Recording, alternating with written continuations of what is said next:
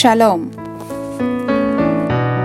యోహాను రాసిన మొదటి పత్రిక 4వ అధ్యాయము 10వ వచనము. 1 John chapter 4 verse 10.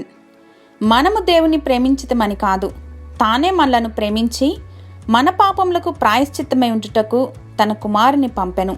ఇందులో ప్రేమ ఉన్నది.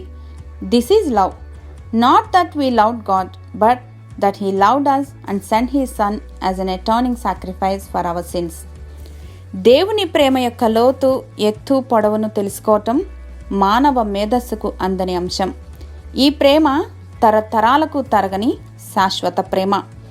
దేవుణ్ణి విడిచి తిరుగాడుచున్న మానవ కోటిని దర్శించి వారిని రక్షించటానికి తన మహిమను విడిచి మహిలోనికి మన కొరకై దిగివచ్చిన మహిమాన్వితిని యొక్క దివ్య ప్రేమ. ప్రేమ క్రీస్తులో మూర్తీభవించింది. Love is embodied in Christ. God is love.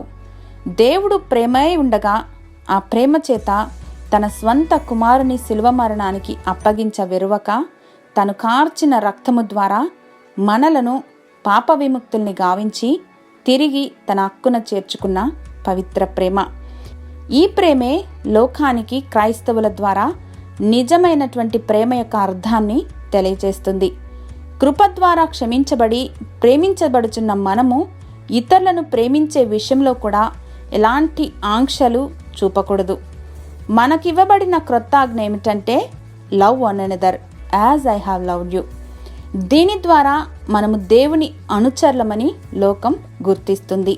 తద్వారా వారు కూడా ఈ ప్రేమను పొందుకోవటానికి క్రీస్తు చెంతకు ఆకర్షింపబడతారు.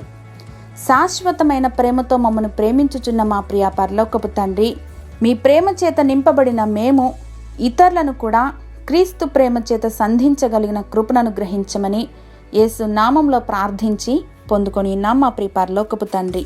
ఆమెన్.